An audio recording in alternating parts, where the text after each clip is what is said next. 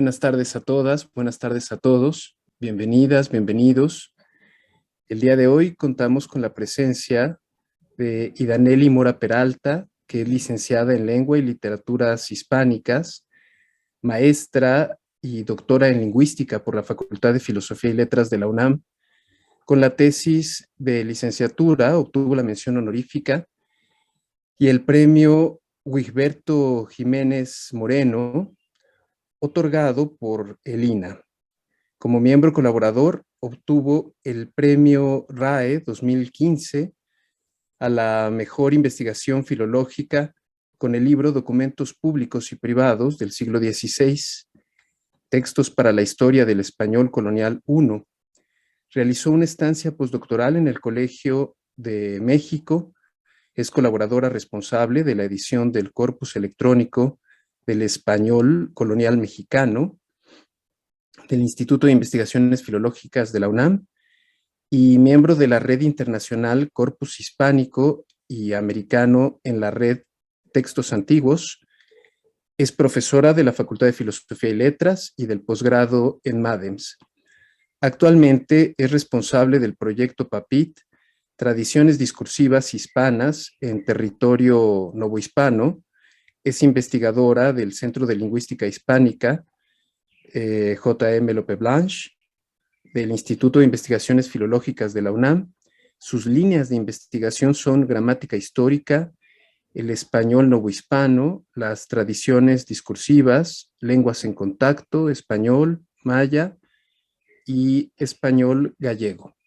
Entonces le agradecemos mucho a la doctora Idaneli su presencia con nosotros. Muchísimas gracias.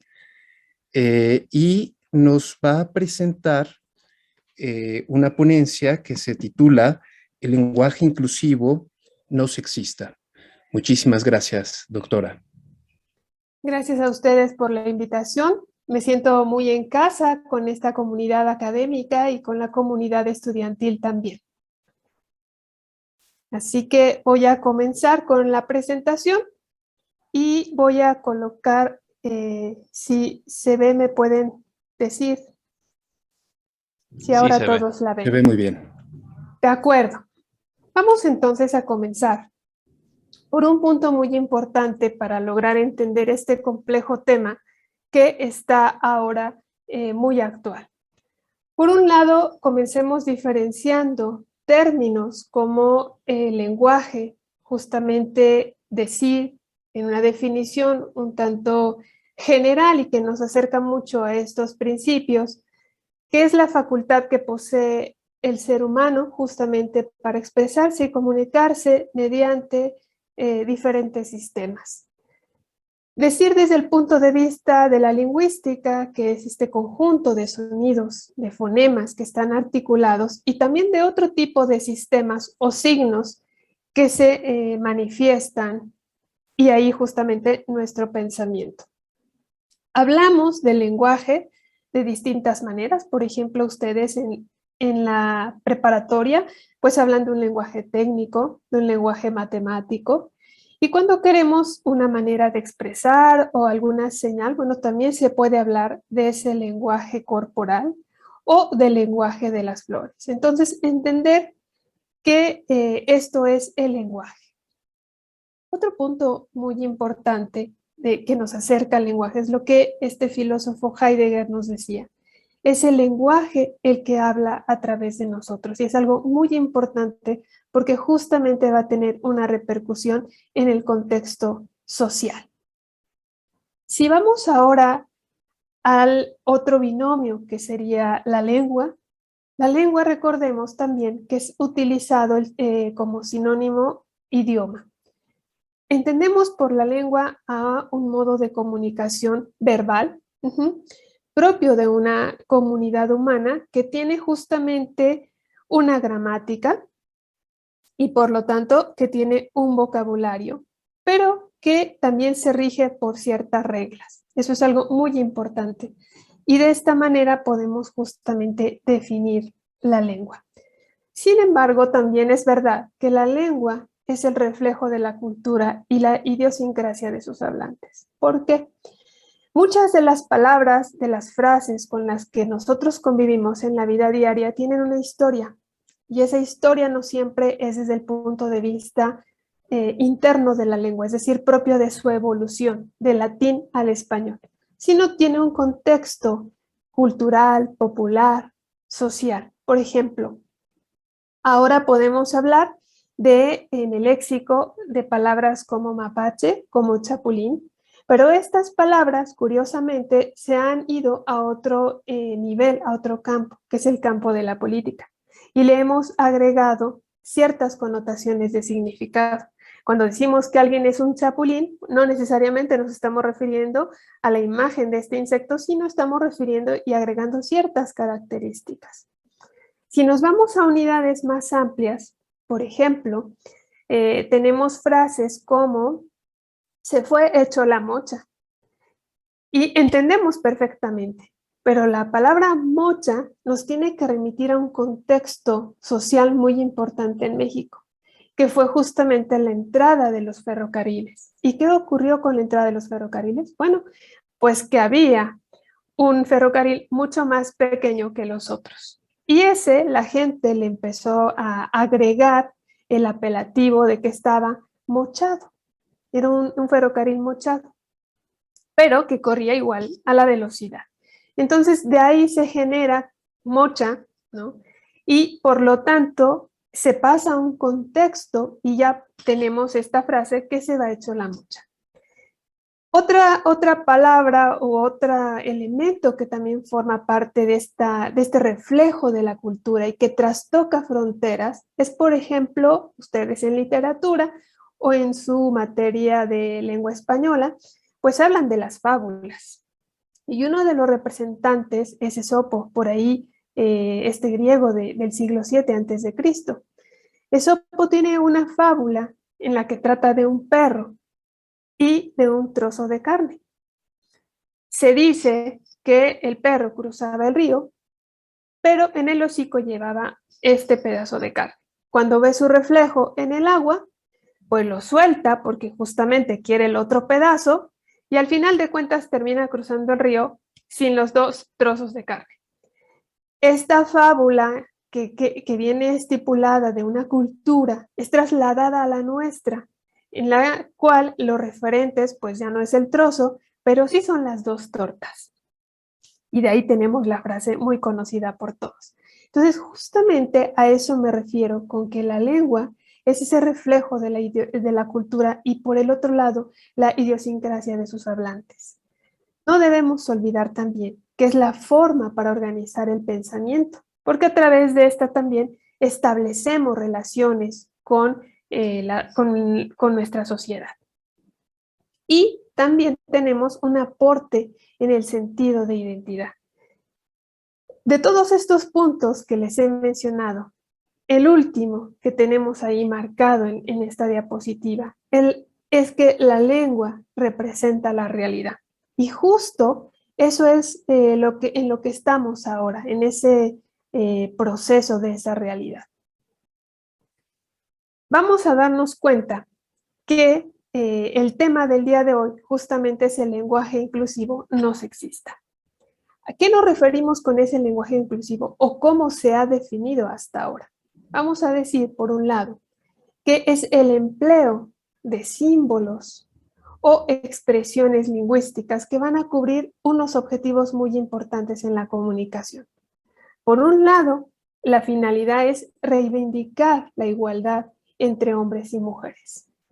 El otro es incluir a otros colectivos que son marginados y también incluir a personas de todos los géneros. Pero justo para llegar a esto, tenemos que hacer un recuento por la historia del español. Una historia que es un proceso complejo y que no se generó de un día para otro, sino que llevó muchísimos años y periodos de tiempo.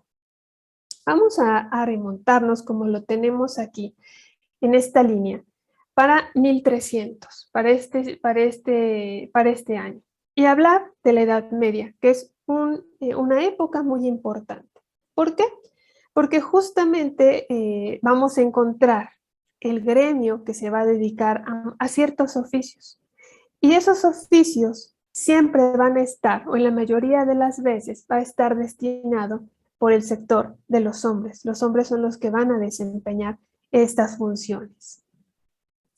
Después de este periodo que tenemos ahí, no solamente va a quedar reflejado en los oficios o en las actividades, sino también en la literatura.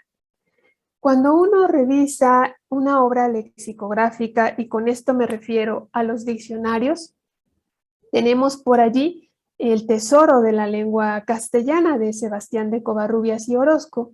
Y cuando uno revisa los gentilicios, los nombres de las ciudades que están, bueno, por gentilicio vamos a entender una persona que es del lugar y que recibe un nombre, ¿no? Por ejemplo, Aguascalientes, pues Hidrocálidos, ¿no? Esto sería un ejemplo. ¿Qué ocurre? Que Sebastián de Covarrubias en sus definiciones define a los tártaros, a los godos, a los filisteos, pero siempre le va a asignar este género masculino. Y es muy curioso cómo los define, porque para los filisteos dice gente de estatura gigante, que son terribles y que solo con mirarlos espantaban a la gente. Eso lo dice para los filisteos. Cuando habla de los nazarenos, dice que debían traer el cabello largo, pero ahí está haciendo una referencia claramente pues a los hombres. Cuando define a los alemanes, dice que son gentiles, hombres de barba roja y cabello rojo erizado. Desde antiguo estaban así. Entonces, ahí también se ve otra marca en esta literatura de cómo el género masculino está prevaleciendo. Si hacemos un salto en el tiempo, porque justamente lo podemos hacer, la historia de la lengua nos lo permite en un estudio diacrónico, es decir, a través del tiempo, vamos a fechas más recientes y estamos hablando de 1970, una fecha muy importante porque justamente es el despunte de este fenómeno lingüístico. Empieza la lucha feminista en la cual el objetivo es justamente que la mujer tome ya cargos y se desempeñe en oficios que hasta entonces le habían sido denegados. Entonces, una fecha importante es 1970. Posteriormente vamos a tener 1955 en México, porque hasta ese periodo la mujer puede tener este lugar y puede emitir un voto dentro de la política. Antes no. A la par de estos acontecimientos que tenemos aquí, vamos a tener también otro en una ciudad en Estados Unidos, en Stonewall, de 1969, donde justamente estos grupos minoritarios comienzan también a alzar la voz y a decir, bueno, nosotros no estamos incorporados tampoco y necesitamos también ser nombrados. Eso es lo que va a ocurrir con este sector. Si nos podemos dar cuenta de cómo va esta historia, tenemos también que ver algo muy importante que nos decía George Steiner. Y es justamente que lo que no se nombra no existe. Por lo tanto, pues todo este recuento del principio pues tiene un gran peso porque hay que darle ese lugar que estas minorías, este sector femenino pues no tenía hasta ese momento. Si recordamos cuando esta fecha muy importante de 1969, cuando el hombre llega por primera vez a la luna, había que buscar un nuevo término. ¿Por qué? Teníamos el verbo aterrizar, teníamos ya en una flexión, digámoslo así, en una derivación, pues teníamos aterrizar y teníamos aterrizaje, pero no teníamos la voz para este hecho importante que se estaba dando. Por lo tanto, había que nombrarlo. ¿Y qué ocurrió?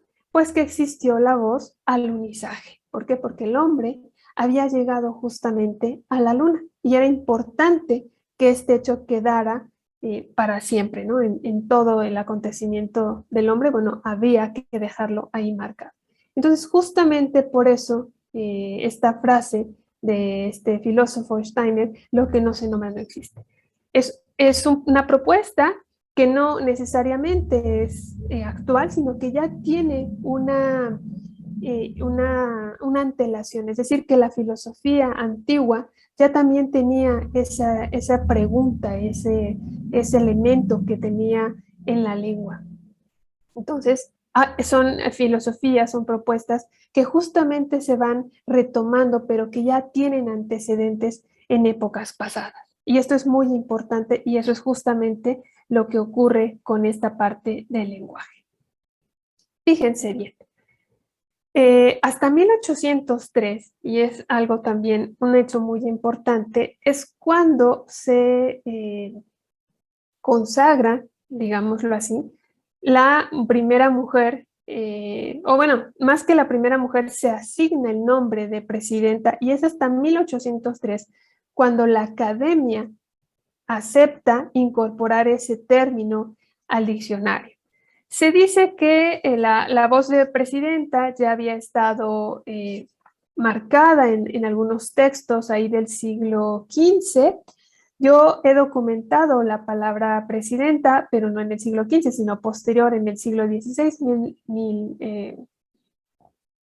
perdón, XVII, 1600, en la poesía de Sor Juana Inés de la Cruz. Ella habla de una presidenta del Parnaso.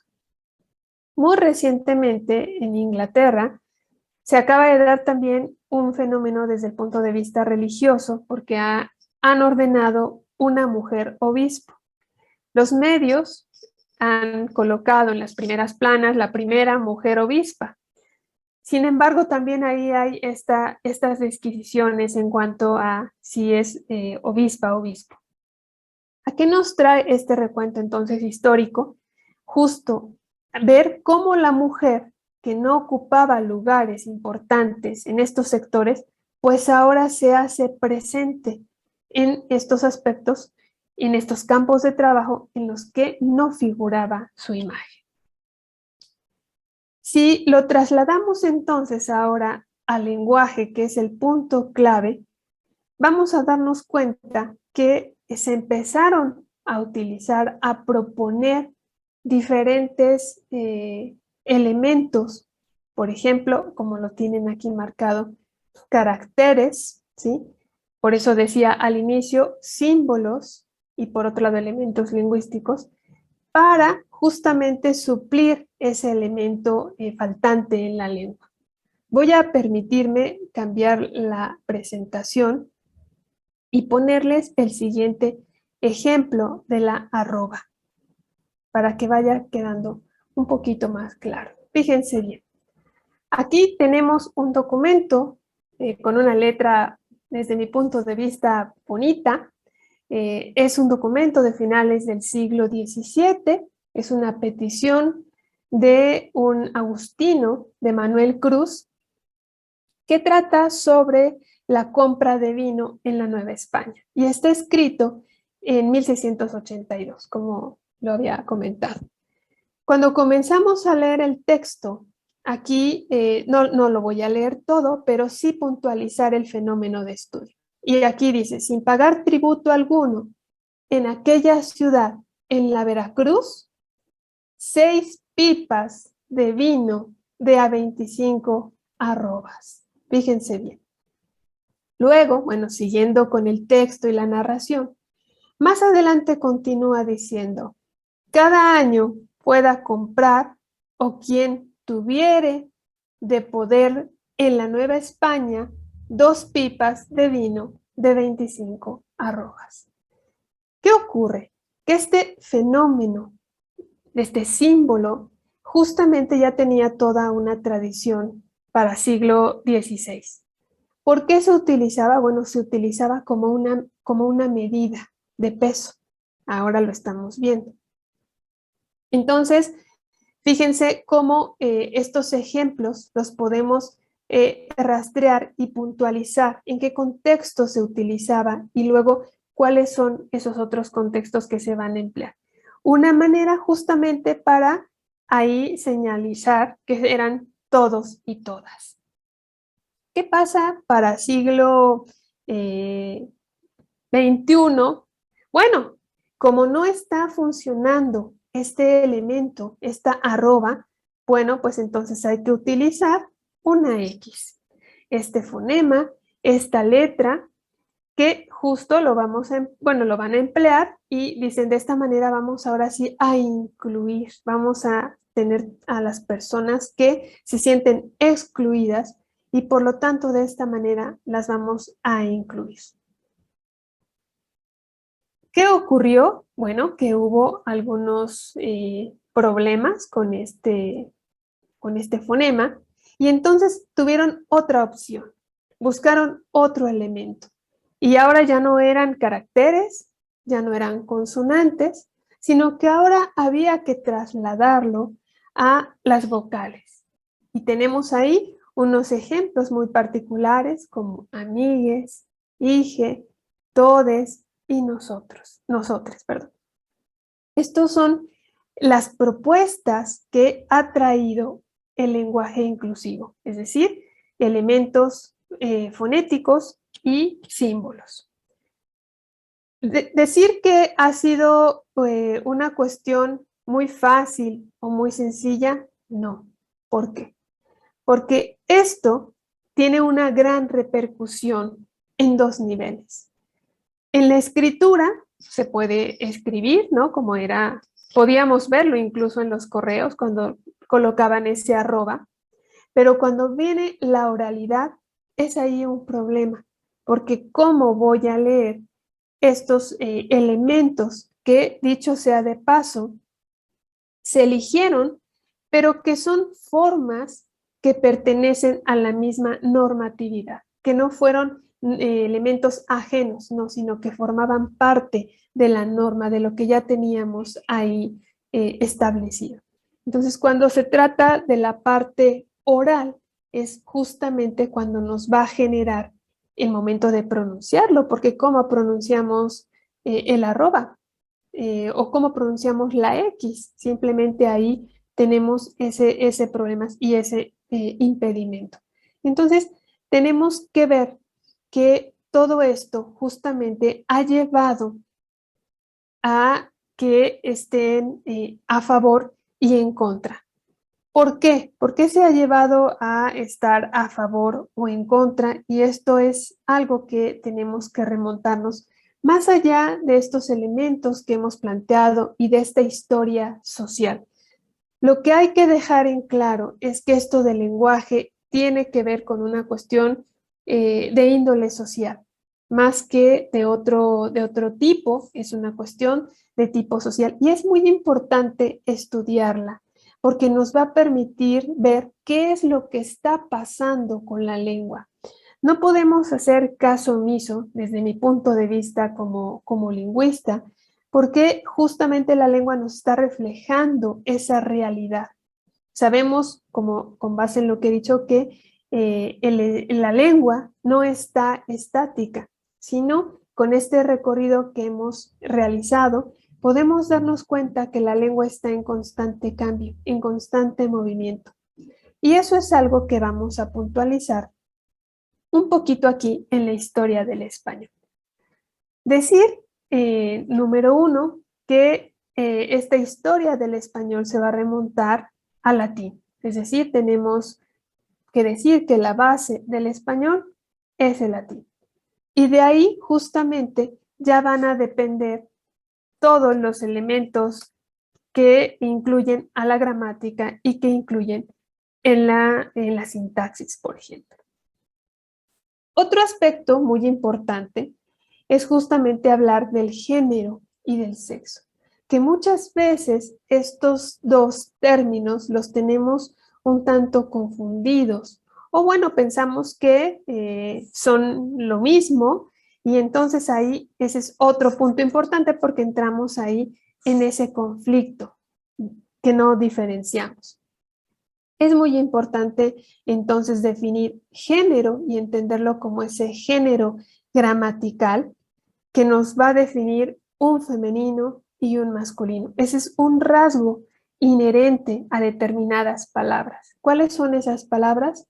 Pues los sustantivos y los adjetivos. Y por el otro lado, tenemos que hablar de la palabra sexo, justamente como una condición biológica. Entonces, desde ahí tenemos que partir y diferenciar estos dos términos muy importantes. Decir entonces, y ese es el punto también clave de esto, es que cuando hablamos de género y puntualizamos femenino y masculino, pues también tenemos que decir que dentro del género, sobre todo el masculino, pues se ha definido como un género no marcado y es el género al que más le atribuyen esta carga, llamémosle un tanto negativa, porque consideran que todas las palabras tienen, o bueno, un número importante de palabras están marcadas por el género masculino. Pero regresando a por qué se le denomina género no marcado, es porque justamente dentro del masculino vamos a encontrar estas palabras, tanto masculinas como femeninas, que nos van a dar un sentido más general y por lo tanto una distribución más amplia. ¿Sí? Cuando hablamos de un femenino, es simplemente el género marcado. ¿Por qué? Porque solamente tiene una marca. Es femenino y no hay más. Dentro de esta historia del español que he puntualizado o solamente he tocado dos aspectos importantes, es el español una de las lenguas más complejas. Uno pensaría que quizás el italiano o el francés son complejos, seguro tienen sus particularidades, pero el español es mucho más. Ustedes muy bien lo saben cuando enseñan un poco de gramática a los estudiantes, toda la cantidad de oraciones y también ustedes, muchachos, cuando estudian gramática o están viendo este tipo de categorías, bueno, también genera un poquito de discusión a la hora de aprenderlas, porque luego ya no sabemos cuál es nuestro sujeto en las narraciones y comenzamos hablando de un tú para terminar o de un yo, una primera persona para terminar en un nosotros. A veces hay este tipo de vacilaciones porque nos perdemos en la redacción. A esto me refiero con que el español tiene mucha complejidad. Más allá de todas estas estructuras que podemos encontrar en el español, también es verdad que cuenta con vacíos léxicos. Es decir, que vamos a tener palabras, como los ejemplos que les he propuesto ahí, tenemos macho y podemos también hacer referencia a alguien que es muy machote. Pero cuando tenemos la otra parte, sí tenemos hembra, pero no podemos decir que es muy hembrota, porque ahí ya el hablante ya no está como tan de acuerdo en ver que esa palabra cumple ese parámetro de información o le suena un tanto rara, un tanto compleja y dice, no, creo que hembra hembrota no va. Entonces, ahí es el punto al que quiero llegar, que dentro de la gran complejidad del español, el español tiene también vacíos léxicos. Pero lo importante de todo esto es que también va a tener soluciones. Es decir, la gramática nos va a proporcionar muchos elementos, tanto léxicos, tanto sintácticos, que nos van a permitir justamente llegar a ese propósito de comunicación y de llenar también, a partir de la creatividad del hablante, estos huecos a la hora de comunicarnos. ¿Qué se ha dicho o qué han propuesto estas comunidades como INMujeres o CONAPRED cuando trasladan estos manuales para el lenguaje inclusivo? Dicen, bueno, vamos a utilizar y vamos a dar ciertas soluciones a ese masculino genérico que debemos evitar, porque ese es uno de los argumentos que dicen, tenemos que evitar ese masculino genérico. Y por lo tanto, no utilizar los servidores públicos porque justamente tiene ahí ese impacto masculino, sino tenemos que desdoblar y decir servidoras y servidores públicos. Como bien veíamos en la línea del tiempo, también nos dimos cuenta que los oficios pues no estaban no estaba todavía ahí planeado la figura de la mujer, sino era el hombre. Entonces, ahora que ya empezaron a incursionar, bueno, pues hay que utilizar juez, jueza, arquitecto, arquitecta. Aunque también es verdad, y esto ustedes no me dejarán mentir, cuando ustedes ven las series televisivas, sobre todo los doblajes, aún en los doblajes todavía está ese fenómeno, ese proceso no tan ya cambiado. Escuchaba hace unos días en un programa de estos, de estas series de CSI, en la traducción justamente que decía, y no recuerdo, no era CSI, era La Ley y el Orden, y está la detective Benson. Tiene un grado ella ahí en la investigación y es la doctora Benson, pero el traductor no colocaba la doctora Benson, colocaba el doctor Benson. Entonces, vemos también cómo en los medios de comunicación, que muchas veces, o la mayoría, digámoslo, son un punto importante para que estos fenómenos se den a conocer, bueno, también ellos tienen sus reservas. Y como no están todavía del todo seguros, bueno, pues siguen la tradición de estos elementos que ya la misma lengua nos ha dado. Otra de las soluciones que proponen son los sustantivos colectivos. Ahí tenemos un ejemplo, los profesores aplicaron los exámenes ayer y para incluir hay que decir entonces el profesorado aplicó los exámenes ayer. Otra de las propuestas también o soluciones que se ha planteado es usar estos pronombres cuando no se conoce el sexo de la persona. Por ejemplo, quién, quiénes, cualquiera. Bueno, tenemos ejemplos como los trabajadores que tengan informes por entregar, favor de traerlos el martes. Dicen, no, eso no, porque hace referencia al género masculino. Entonces, utilizando quién, de esta manera ya nos va a ayudar. Por lo tanto, quien tenga informes por entregar, favor de traerlos el martes. Estos son algunas propuestas, algunos elementos que han planteado, pero que en el fondo no solamente podemos puntualizarlos. Yo quise traer ahora estos ejemplos, pero podemos hablar de otros ejemplos más que también están por allí.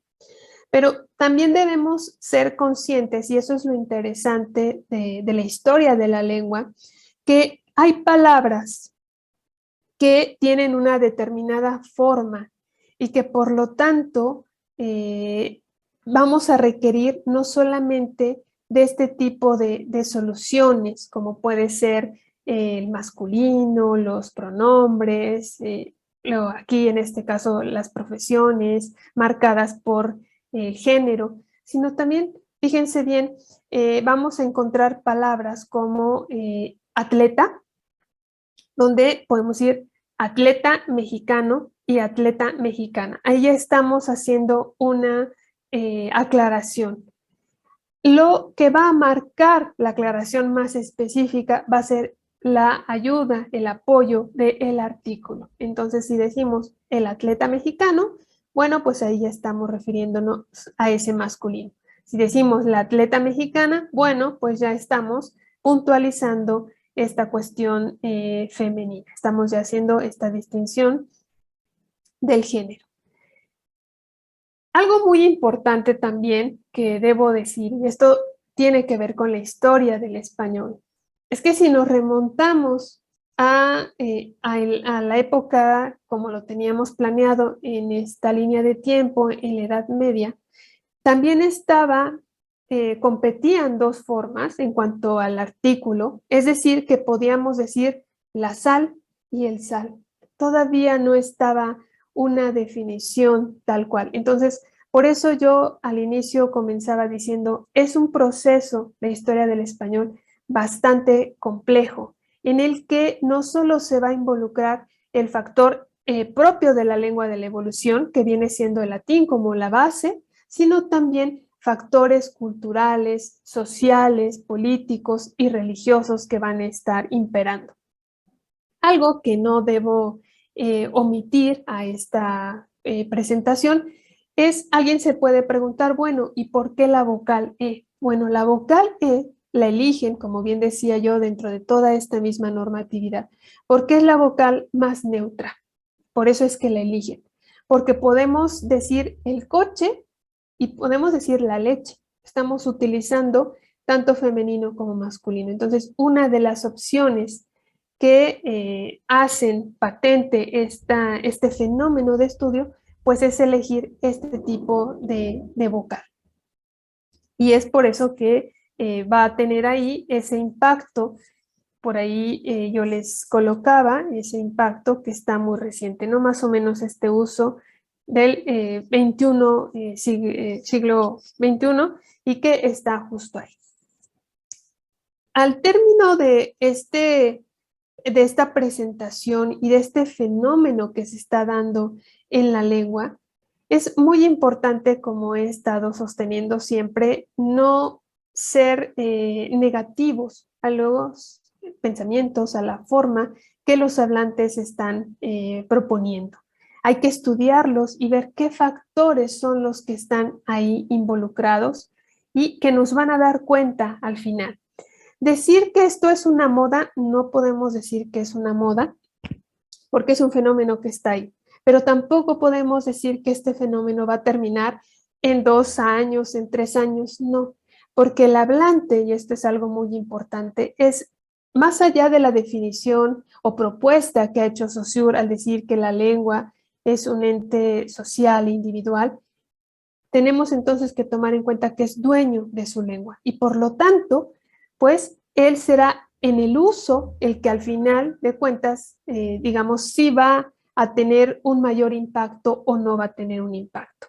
Este cambio que se pueda dar ahora, por ejemplo, con la vocal E, que es el fenómeno más cercano que tenemos, no podemos decir que este fenómeno va a tener una duración corta o va a tener un impacto mayor. No lo sabemos porque va a depender del hablante y del uso que dé.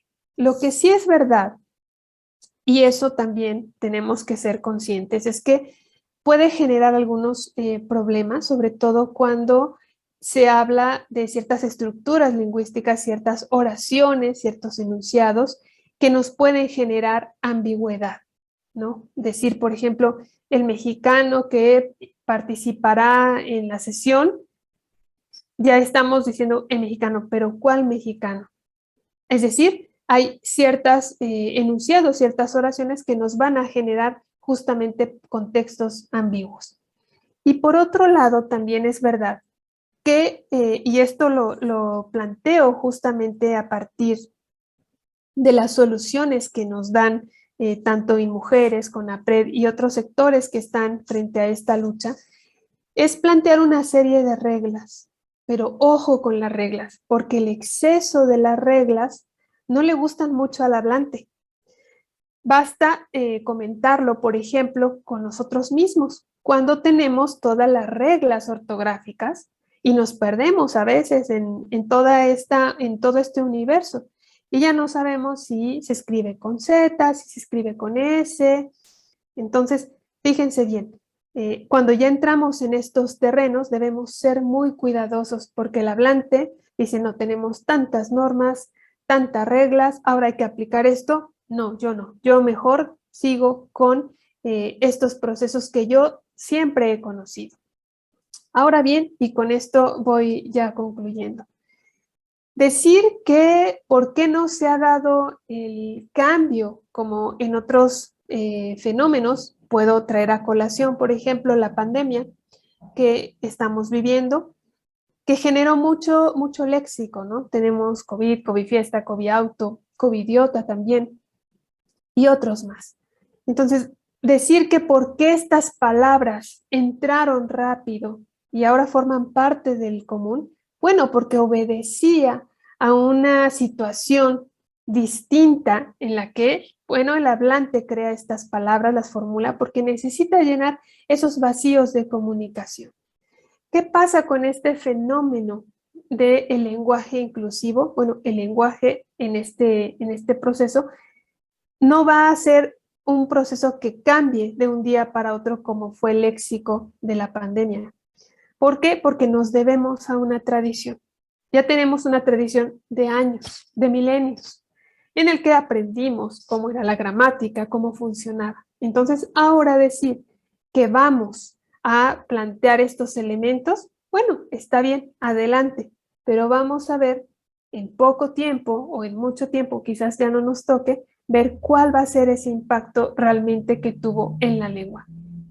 Pero por el momento, sí estudiarlo y ver todos estos aspectos, ya decía yo, extralingüísticos, es decir, sociales, culturales, religiosos, que pueden tener ese impacto, muchas veces generacional, ¿no? Porque si trasladamos estos elementos a nuestros abuelos, pues nuestros abuelos dirán, no, no es que a mí no me queda claro por qué ahora tengo que decir amigue, para mí son mis amigos y no hay más. Entonces, fíjense bien lo interesante que es conocer, por un lado, cómo en la historia de nuestra lengua y ver todos estos elementos que van a hacer justamente que se enriquezca todo este saber y todos estos elementos y además las intenciones y las propuestas que los hablantes tienen a la hora de incorporar estos elementos. Lo que también me queda claro, y esto ya es desde mi propia perspectiva, es que hablar del lenguaje inclusivo no sexista tiene mucho que ver con el grado de subjetividad, es decir, hasta dónde yo me siento incorporada en un grupo social. A mí, por ejemplo, ha ocurrido que estamos en alguna reunión y dicen buenas tardes investigadores, pero yo no me siento excluida de ese saludo o de esa comunicación en ese momento. Entonces creo que también tiene que ver con un proceso de subjetividad. Y por el otro, y esto en este recuento breve que he hecho, de las comunidades, en principio LGBT y después LGBTQI+, porque también hay personas de este sector que no se sienten identificadas con la propuesta de la vocal E. Entonces, vean cómo es interesante plantear estos elementos de la lengua, este uso que se quiere dar para incluir. Ahora, a mí realmente me gustaría que en lugar de trabajar en esta parte del lenguaje, que solamente es una cuestión oral, realmente vaya más allá y trascienda en el sector político, realmente en esas políticas en donde se tiene que hacer patente y vigente el peso de estos sectores, tanto el sector masculino como el sector femenino. Si no, todo se va a quedar simplemente en estas propuestas. Muchísimas gracias. Muchas gracias a usted, queridísima doctora Idaneli. Ha sido una conferencia muy, muy interesante y que da mucho que pensar. Entonces, se lo agradecemos mucho. Y bueno, comenzamos una ronda de preguntas y respuestas. No sé qué prefiera usted y qué prefieran mis compañeras y mi compañero, si escriben su pregunta o comentario en el chat o si lo hacemos levantando la manita electrónica. Quizá esa sea la alternativa, ¿no? Levantando la manita electrónica y dándole la palabra a quien quiera hacerlo. Bien. Adelante. Con respecto a estas preguntas, veo que hay algunas preguntas en el chat. Entonces, no sé si comencemos por las preguntas del chat o cambiamos Sí, la dinámica. no, yo propongo que sea con lo de la manita alzada, pero comencemos con las preguntas que están en el chat. Le leeré las preguntas que están en el chat, escuchamos su respuesta y las próximas con la manita levantada, propongo. Bueno, la maestra Angélica Araceli González García escribe, muy interesante la reflexión. ¿Cuál será el impacto del lenguaje neutral a futuro?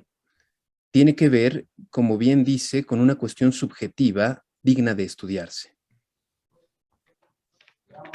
Gracias, colega Angélica. Bueno, sin duda, hablar del impacto del lenguaje, pues todavía estamos como, diría yo, un poco en pañales, ¿no? Justamente porque no sabemos si va a tener un mayor impacto o simplemente las cuestiones de la lengua nos van a dejar en una parte ahí.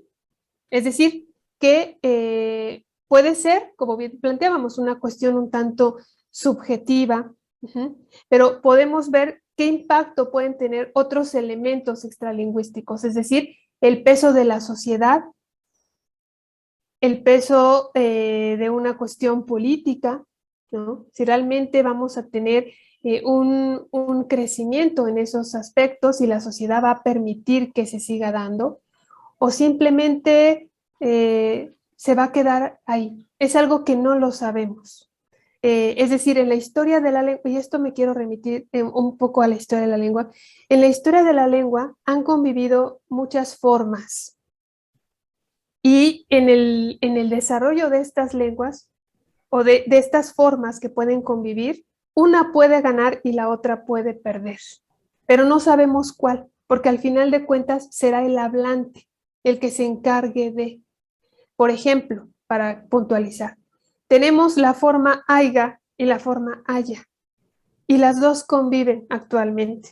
Una es culta y la otra se ve estigmatizada, pero el aiga es la forma que traían los españoles desde el siglo XVI y se quedó justamente en los pueblos, porque ahí eran las grandes ciudades de la época colonial.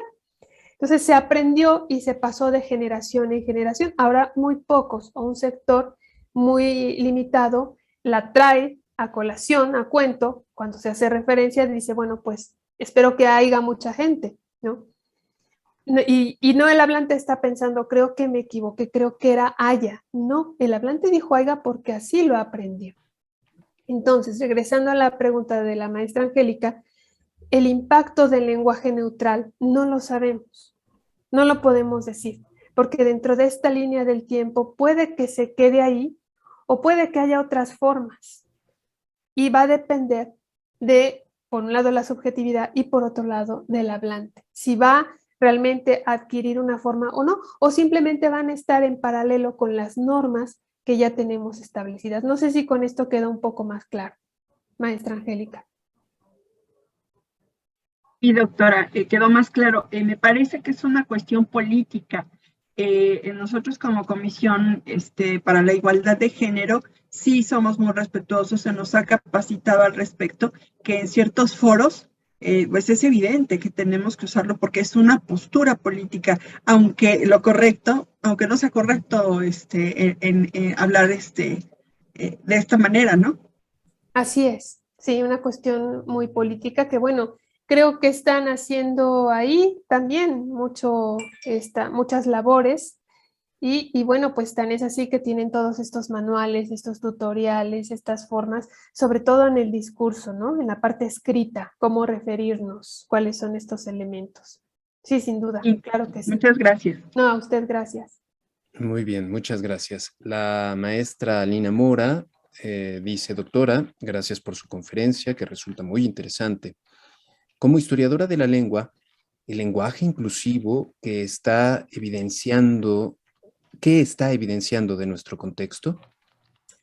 Oh, sin duda es una pregunta muy, muy certera, muy puntual, porque justo está evidenciando la forma de nuestra sociedad. Está evidenciando factores sociales, en este caso la lucha de la mujer por esta equidad, por esta igualdad. Y yo creo que también está haciendo patente esta necesidad, no solo de darle la voz a la mujer, sino también, como decíamos en la presentación, a estas minorías. Ya no solamente la comunidad LGBTQI+, sino también, por ejemplo, comunidades como los indígenas, que muchas veces también son excluidos. Y por lo tanto, sí, claro, tiene un impacto muy importante en estos niveles. No podemos hablar de otro nivel, me refiero al religioso, porque ahí ya estamos parados, porque tiene todo un impacto de creencias, de dogmas, de cánones, pero sí la parte social y la parte cultural son las que nos están evidenciando ese contexto en el que estamos viviendo, ¿no? Tener que incorporar a la mujer, darle voz y darle presencia en el discurso, en esta parte de la oralidad.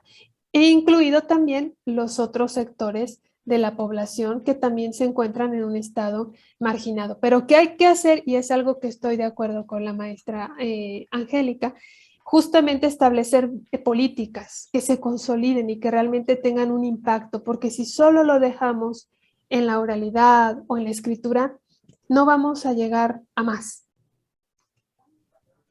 No Muy sé bien. si respondí la pregunta de la profesora. Sin duda, sí.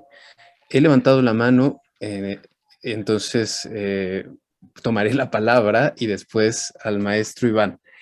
Me ha parecido en verdad interesantísimo. Le agradezco mucho, doctora. Eh, y es quizá más que una pregunta, tal vez sea un comentario. En la explicación que nos ha dado, me parece que sale algo muy interesante porque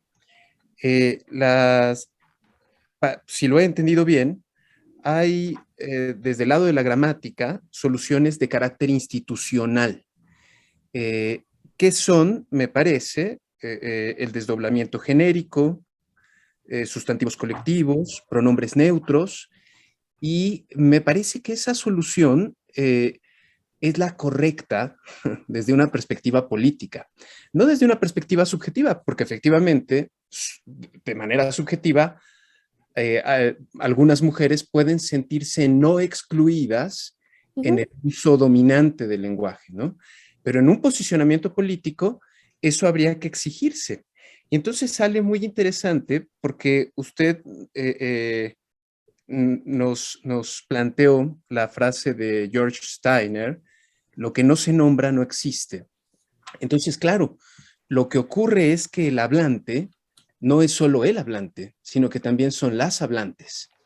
Y cuando nos planteaba lo que ocurría en la Edad Media, eh, bueno, las definiciones lexicográficas más antiguas en una sociedad poderosamente machista y patriarcal, pues sí, la existencia de las mujeres en la vida pública estaba completamente borrada, completamente difuminada. Existían, pero su existencia era una especie de existencia desdibujada, no reconocida socialmente. Bueno, en una coyuntura de vigorosos movimientos feministas en el mundo entero, donde las mujeres dicen, aquí estamos, posicionándose políticamente, entonces existen, pero no solo existen como mujeres, sino que reclaman su reconocimiento en el lenguaje. Y por lo tanto, las otras soluciones que podrían ofrecer los hablantes en el siglo XXI, como el uso de símbolos o de consonantes o de vocales, son soluciones quizá en el ámbito de la escritura, pero no en el de la oralidad. Pero además, respecto a la dimensión política, en realidad no resuelven, porque lo que se necesita es que se reconozca que hay profesoras y no solo profesores, investigadoras y no solo investigadores, y así en los demás casos, ¿no? Entonces, todo este largo comentario, pienso que con la maestra Angélica, que efectivamente es una cuestión política y que si conscientemente nos sentimos involucrados con un lenguaje inclusivo no sexista, parecería que es esa la alternativa que debemos asumir como correcta, ¿no? No porque lo digan las autoridades de la lengua, no porque sea la mayoritaria en el uso de los hablantes, sino porque desde un posicionamiento político es la que corresponde. Ese sería el criterio que podría sugerir que esta es la alternativa correcta. Muchísimas gracias, maestra. Ha sido interesantísimo. No, al contrario, profesor. Sí, sin duda es un tema que abarca todos los aspectos, por eso cuando decían, bueno, y nos evidencia un contexto, sí, claro, pone en evidencia, porque justamente partíamos al inicio de la conferencia que es el reflejo de la realidad, ¿no? Por ahí había un autor que decía, no digamos que es un espejo de la realidad, pero sin duda alguna sí, el lenguaje viene a darnos justamente lo que está pasando. Heidegger justamente nos decía, el lenguaje habla por nosotros. Entonces, sí, es verdad, ahí tenemos todos estos elementos importantes. Más allá de la institucionalización de una academia, tenemos que ver qué es lo que está pasando de este lado de los hablantes, ¿no? y qué proponen además y por qué lo proponen. Claro. Algo importante que decía, y esto a colación, ahora el 21 que fue Día Internacional de la Lengua Materna, y que viene a colación con el comentario que hace un momento me decía, se le llama justo lengua materna, como bien sabemos, porque justo es la madre la que cría, la que está en casa y se le asigna este apelativo lengua materna. En un 99% de casos, que era lo que comentaba yo hace unos días en una entrevista de radio, es que es el padre, los hijos, o los hermanos o los abuelos, pero la madre es la que siempre va a estar ahí, y eso lo sabemos por tradición. El hombre iba a cazar, el hombre iba a pesca, y se quedaba la madre al cuidado de los hijos, y de ahí tiene el apelativo. Sin embargo, también en la época medieval, existía el sermus patrius, o el patrius sermus. Es decir, que era la lengua que se tenía que aprender, era la lengua del padre. ¿Por qué? Porque era justamente, volvemos, el varón, el que tenía la voz, el que tenía la educación, la mujer no. ¿Cuántos ejemplos de mujeres científicas, de mujeres de la literatura? Aquí las profesoras me podrán ayudar mucho en literatura, que justamente muchas tras un hábito o tras otro elemento lograban escribir, lograban educarse. Hace ya un par de años, en una conferencia que estuve sobre las mujeres y la educación en la época colonial, pues un investigador decía, las grandes bibliotecas no estaban pensadas para mujeres, sino eran los hombres los que estaban allí. Entonces, todo esto, si no conocemos todos estos factores de la lengua y cómo se han dado, pues sí, no logramos comprender realmente el impacto que tiene este fenómeno actual. Muchas gracias, profesor. Gracias a usted. El maestro Iván y después la maestra Verónica. Doctora, primero que nada, muchísimas gracias. Me pareció una conferencia sumamente ilustrativa. Y bueno, hacerle una pregunta que me viene rondando desde hace tiempo. Hace algunos meses escuché a una compositora famosa que se asume dentro de la diversidad sexual, Felicia Gil. Le hacían una entrevista y le preguntaban que qué opinaba del lenguaje inclusivo con respecto a esta comunidad, y ella señalaba que no estaba de acuerdo porque le parecía que todo aquello que fuera una imposición, pues entonces iba en contra de todas las demás libertades, ¿no? Y bueno, yo desde hace tiempo vengo dándole vueltas a este asunto, considerando en todo caso que la lengua materna es la adquisición, o es más bien una imposición cultural por antonomasia, la lengua. Me vengo preguntando si la lengua, desde la perspectiva genérica, tendría que considerarse como una imposición cultural o política, o en su defecto, más bien tendríamos que manejarlo como un convenio social. ¿Qué es lo que opina usted al respecto, doctora? Es una pregunta muy interesante. Sin duda, decir que es una imposición, bueno, ya desde ahí ya tenemos que todo lo tenemos dado, queramos o no. Las normas siempre han estado allí y son impuestas. Pero, y de acuerdo con lo que plantea esta artista, ¿no? Sí, puede ser una cuestión por imposición. Pero también debemos ser conscientes que muchas veces la lengua es la que nos toca según el lugar en el que estemos o no. Y eso nos lleva a otros factores importantes. Muchas veces nos convertimos en personas bilingües, y no necesariamente porque haya sido por una imposición, sino porque a veces tenemos que emigrar. O en otros contextos porque el padre no es de la misma localidad. Y entonces a veces la lengua, que es la materna, pasa a un segundo plano y a veces dominamos la otra. Entonces, ese proceso es bien interesante porque entonces ya no necesariamente se vuelve un proceso por imposición. Pero también tenemos como las dos caras de la moneda, ¿no? Esta que he planteado cuando ya se habla de comunidades multilingües o sí, de ser bilingües, y también el punto que ahorita se está planteando. ¿Qué pasa justamente con tomar si es por imposición o realmente más bien es una convención que se da dentro de esta cuestión social, ¿no? Yo creo que más allá de decir que es por imposición, yo creo que el hablante lo aprende porque decíamos en la definición de lengua materna, al final de cuentas es la primera lengua que uno aprende.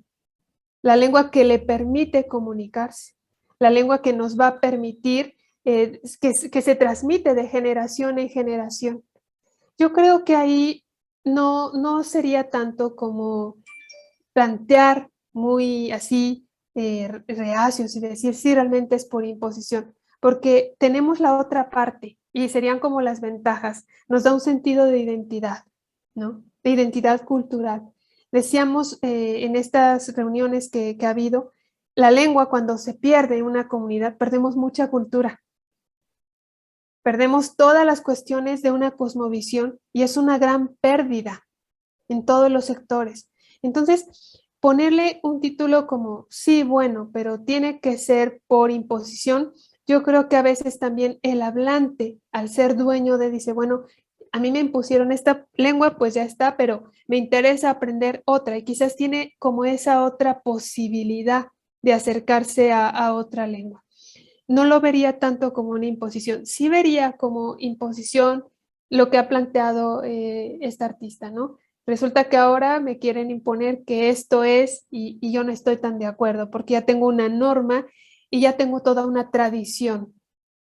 No sé, profesor, si más o menos respondí a su pregunta.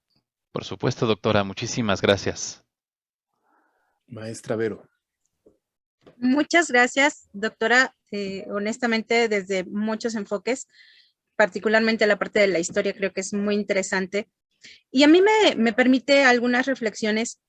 Yo soy psicóloga de profesión y desde esta óptica el uso del lenguaje para nosotros tiene una importancia muy grande porque el pensamiento, ¿no?, de los niños cuando van creciendo justamente se desarrolla a la par del lenguaje.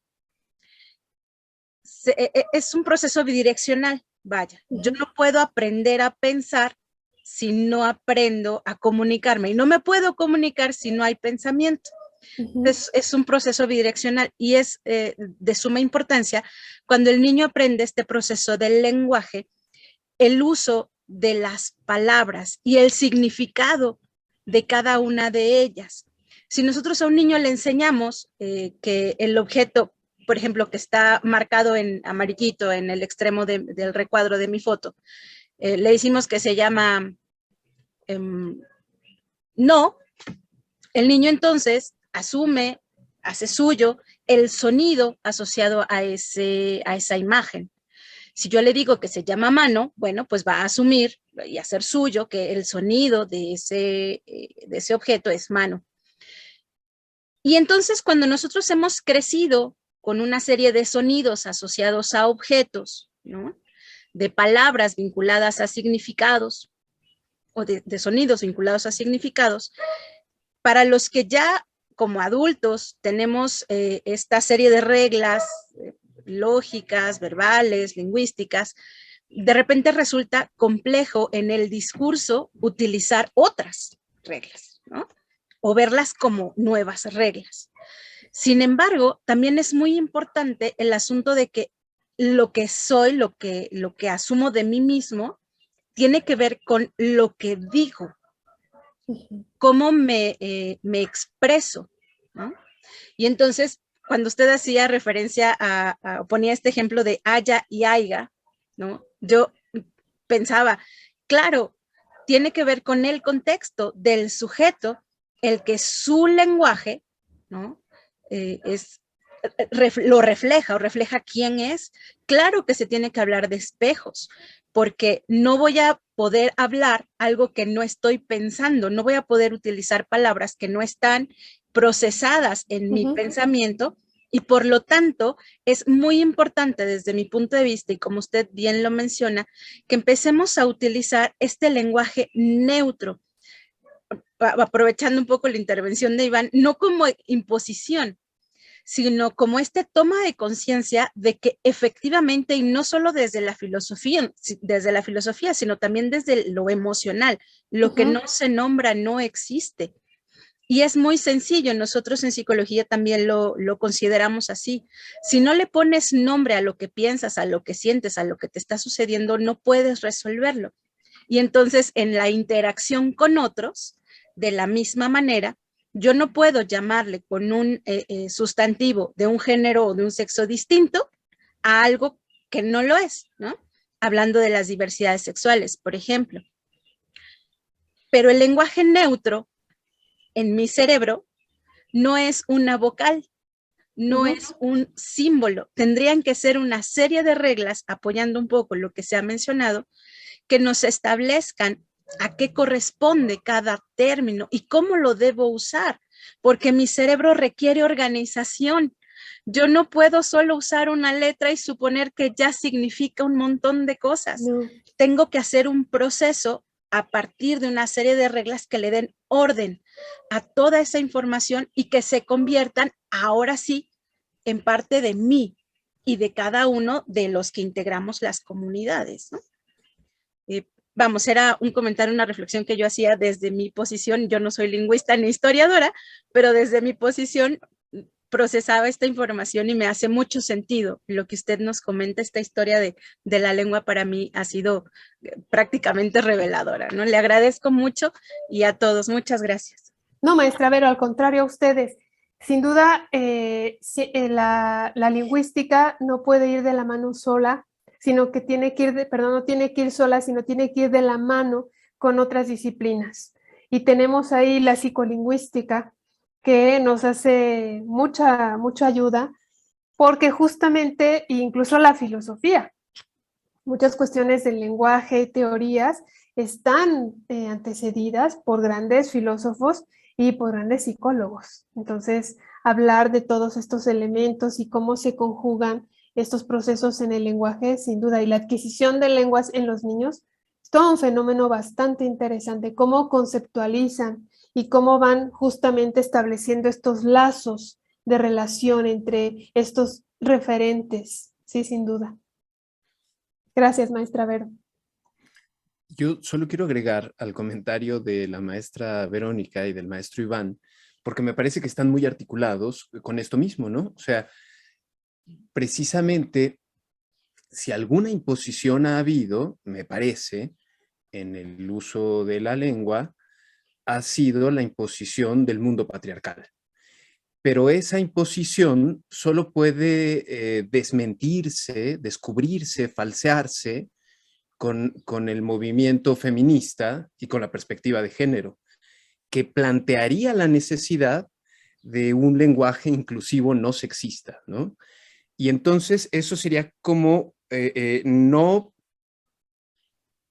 no estar en contra de toda normatividad, sino es como un pronunciamiento en contra de una normatividad excluyente, pero que al mismo tiempo fija y promueve una nueva normatividad, ¿no? Que requiere de un lenguaje neutral, con las estrategias ya señaladas, ¿no? El desdoblamiento genérico, sustantivos colectivos, pronombres neutros, etcétera, ¿no?